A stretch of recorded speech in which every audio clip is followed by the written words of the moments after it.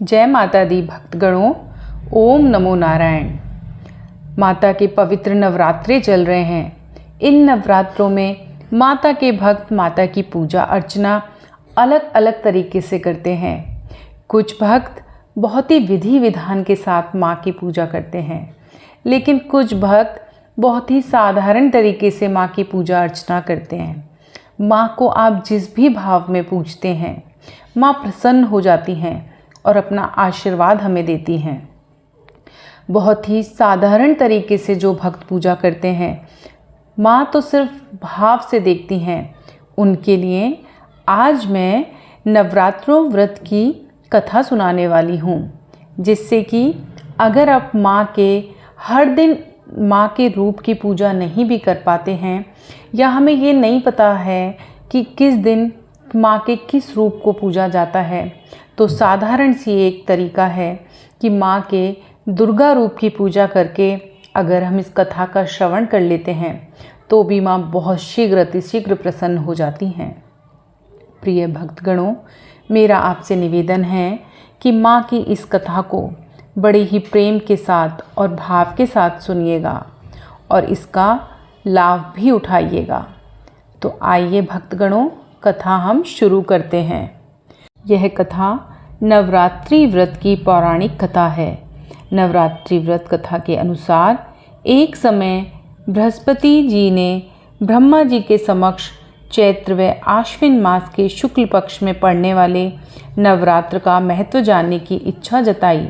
उन्होंने कहा कि इस व्रत का क्या फल है, इसे किस प्रकार किया जाता है और सबसे पहले इस व्रत को किसने किया था, ये सब विस्तार से कहिए। बृहस्पति जी के प्रश्नों का जवाब देते हुए ब्रह्मा जी ने कहा, हे बृहस्पति, प्राणियों के हित की इच्छा से तुमने बहुत अच्छा प्रश्न किया है। जो इंसान मनोरथ पूर्ण करने वाली माँ दुर्गा, महामाया और सूर्य नारायण का ध्यान करते हैं, वे धन्य हैं। यह नवरात्र व्रत संपूर्ण कामनाओं को पूर्ण करने वाला है। इस व्रत को करने से पुत्र, सुख, धन, विद्या और सुख मिलता है। इस व्रत को करने से रोग दूर हो जाते हैं, घर में समृद्धि की वृद्धि होती है, बंध्या को पुत्र प्राप्त होता है, समस्त पापों से छुटकारा मिल जाता है। जो मनुष्य इस नवरात्र व्रत को नहीं करता, वह अनेक दुखों को भोगता है। यदि व्रत करने वाला मनुष्य सारे दिन का उपवास ना कर सके तो एक समय भोजन भी कर सकता है और 10 दिन बांधवों सहित नवरात्र व्रत की कथा का श्रवण करना चाहिए। हे बृहस्पति, जिसने पहले इस महाव्रत को किया, वह कथा मैं तुम्हें सुनाता हूँ। ब्रह्मा जी बोले, प्राचीन काल में मोहन नगर में पैठत नाम का एक अनाथ ब्राह्मण रहता था। वह माँ दुर्गा का भक्त था। उसे संपूर्ण सद्गुणों से युक्त सुमति नाम की एक अत्यंत सुंदर कन्या उत्पन्न हुई। वह कन्या अपने पिता के घर में अपनी सहेलियों के साथ क्रीड़ा करती हुई इस प्रकार बढ़ने लगी जैसे शुक्ल पक्ष में चंद्रमा की कला बढ़ती है। उसका पिता प्रतिदिन जब दुर्गा मैया की पूजा करके होम किया करता था, वह उस समय नियम से वहाँ उपस्थित रहती थी। एक दिन सुमति भगवती के पूजन में उपस्थित नहीं हुई। उसके पिता को पुत्री की ऐसी असावधानी देखकर क्रोध आया और वह पुत्री से कहने लगा, अरे दुष्ट पुत्री, आज तूने भगवती का पूजन नहीं किया, इस कारण मैं किसी कुष्ठ रोगी या दरिद्र मनुष्य के साथ तेरा विवाह करूँगा। पिता की बात सुनकर सुमति को बड़ा दुख हुआ और पिता से कहने लगी, हे पिता, मैं आपकी कन्या हूँ तथा सब तरह से मैं आपके अधीन हूँ। जैसी आपकी इच्छा हो वैसा ही करो, चाहे राजा से, चाहे कुष्ठी से, चाहे दरिद्र से, जिसके साथ मेरा विवाह करना चाहते हैं कर दो। होगा वही जो मेरे भाग्य में लिखा है, क्योंकि कर्म करना मनुष्य के अधीन है, पर फल देना ईश्वर के अधीन है। कन्या की निर्भीकता से कहे हुए वचन सुनकर उस ब्राह्मण को क्रोध आ गया और अपनी कन्या का विवाह उसने एक कुष्ठी के साथ कर दिया और अत्यंत क्रोधित हो पुत्री से कहने लगा, हे पुत्री, अपने कर्म का फल भोगो, देखें भाग्य के भरोसे रहकर क्या करती हो। पिता के ऐसे कठिन वचनों को सुनकर सुमति मन में विचार करने लगी अहो मेरा बड़ा दुर्भाग्य है जिससे मुझे ऐसा पति मिला। इस तरह अपने दुख का विचार करती हुई वह कन्या अपने पति के साथ वन में चली गई और डरावने कुशायुक्त उस निर्जन वन में उन्होंने वह रात बड़े ही कष्ट से व्यतीत की। उस गरीब बालिका की ऐसी दशा देख भगवती ने पूर्व पुण्य के प्रभाव से प्रकट हो सुमति से कहा, हे दीन ब्राह्मणी, मैं तुमसे प्रसन्न हूँ, तुम जो चाहो वरदान मांग सकती हो। भगवती दुर्गा का यह वचन सुनकर ब्राह्मणी ने कहा, आप कौन हैं? वह सब मुझसे कहो। ब्राह्मणी का ऐसा वचन सुन देवी ने कहा, मैं आदि शक्ति भगवती हूँ और मैं ही ब्रह्मा विद्या व सरस्वती हूँ। प्रसन्न होने पर मैं प्राणियों के दुखों को दूर कर उन्हें सुख प्रदान करती हूँ। हे ब्राह्मणी, मैं तुझ पर तेरे पूर्व जन्म के पुण्य के प्रभाव से प्रसन्न हूँ। तुम्हारे पूर्व जन्म का वृत्तांत सुनाती हूँ, सुनो।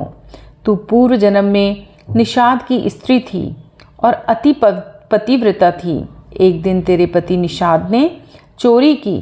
चोरी करने के कारण तुम दोनों को सिपाहियों ने पकड़ लिया और जेल खाने में कैद कर लिया। उन लोगों ने तुझको और तेरे पति को भोजन की भी नहीं दिया।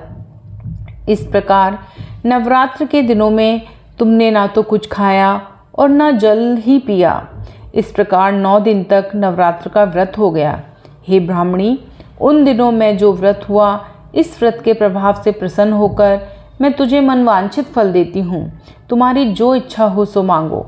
इस प्रकार दुर्गा माँ के वचन सुनकर ब्राह्मणी बोली, अगर आप मुझ पर प्रसन्न हैं तो हे दुर्गे, मैं आपको प्रणाम करती हूँ।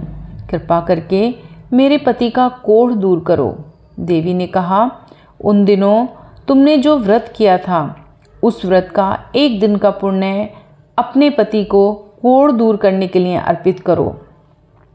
उस पुण्य के प्रभाव से तेरा पति ठीक हो जाएगा।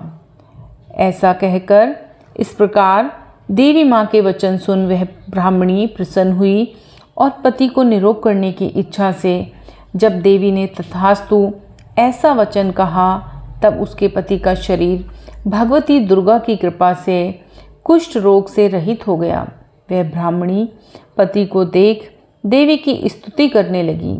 हे दुर्गे, आप दुर्गति को दूर करने वाली, तीनों लोकों का संताप हरने वाली, समस्त दुखों को दूर करने वाली, रोगी मनुष्य को निरोग करने वाली, प्रसन्न हो मनोवांछित वर देने वाली और दुष्टों का नाश करने वाली जगत की माता हो। हे अम्बे, मुझ निरपराध अबला को मेरे पिता ने कुष्ठी मनुष्य के साथ विवाह कर घर से निकाल दिया।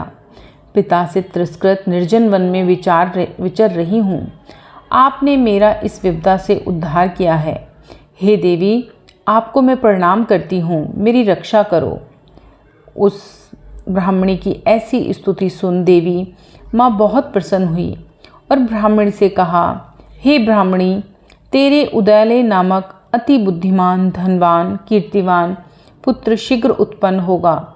ऐसा वर देकर देवी ने ब्राह्मणी से फिर कहा कि और जो कुछ भी तेरी इच्छा है वह मांग ले। सुमति ने कहा कि हे भगवती दुर्गे, अगर आप मुझ पर प्रसन्न हैं तो कृपा मुझे नवरात्र व्रत की विधि विस्तार से वर्णन करें। ब्राह्मणी के वचन सुनकर माँ दुर्गा ने कहा, हे ब्राह्मणी, मैं तुम्हें संपूर्ण पापों का नाश करने वाली नवरात्र व्रत की विधि बतलाती हूँ। चैत्र मास के शुक्ल पक्ष की प्रतिपदा से लेकर 9 दिन तक व्रत करें। यदि दिन भर व्रत ना कर सकें तो एक समय भोजन करें। शुभ मुहूर्त में घट स्थापना करें और वाटिका बनाकर उसको प्रतिदिन जल से सींचें। महाकाली, महालक्ष्मी और महासरस्वती की मूर्तियाँ स्थापित कर उनकी विधि सहित पूजा करें। बिजौरा के फल से अर्घ देने से रूप की प्राप्ति होती है। जायफल से अर्घ देने पर कीर्ति, दाग से कार्य की सिद्धि होती है। आंवले से सुख की प्राप्ति और केले से अर्घ देने से आभूषणों की प्राप्ति होती है।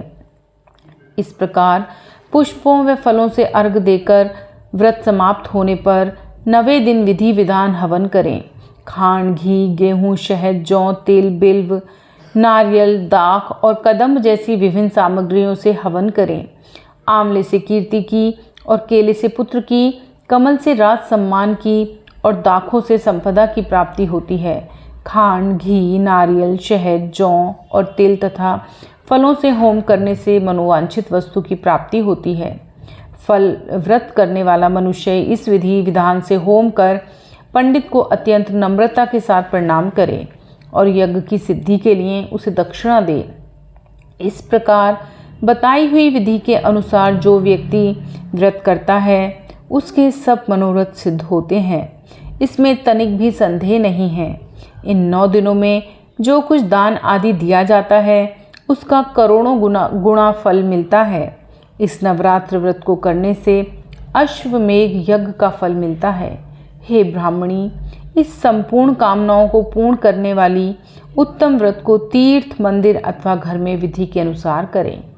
ब्रह्मा जी बृहस्पति जी से बोले, इस प्रकार ब्राह्मणी को नवरात्रि व्रत विधि बतलाकर देवी अंतर्धान हो गई। अतः जो मनुष्य या स्त्री इस व्रत को भक्ति पूर्वक करता है वह इस लोक में सुख प्राप्त कर अंत में मोक्ष की प्राप्ति करता है। ब्रह्मा जी बृहस्पति जी से कहते हैं कि यह इस दुर्लभ व्रत का महात्म्य है जो मैंने तुम्हें बताया है। ऐसा सुन बृहस्पति जी ने आनंद से प्रफुल्लित हो गए और कहने लगे कि हे ब्राह्मण, आपने मुझ पर अति कृपा की जो मुझे इस व्रत का महत्व सुनाया। ब्रह्मा जी बोले कि हे बृहस्पति, ये देवी भगवती संपूर्ण लोकों का पालन करने वाली है। महादेवी देवी के प्रभाव को भला कौन जान सकता है। बोलो दुर्गा मात की जय, बोलो माता रानी की जय।